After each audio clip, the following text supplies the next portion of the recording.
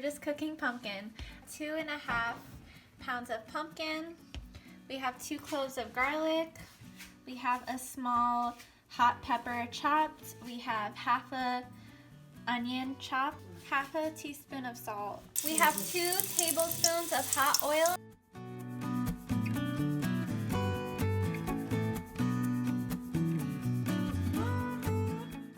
Add some pumpkin.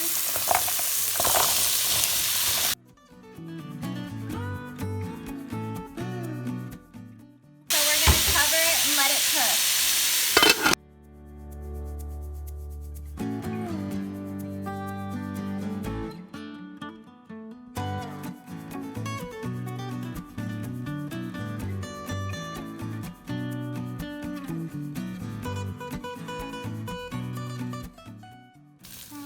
After 15 minutes, it's done.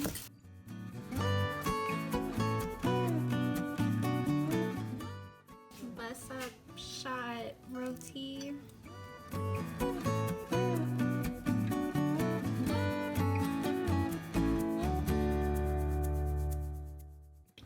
Yep, tastes like pumpkin, really good.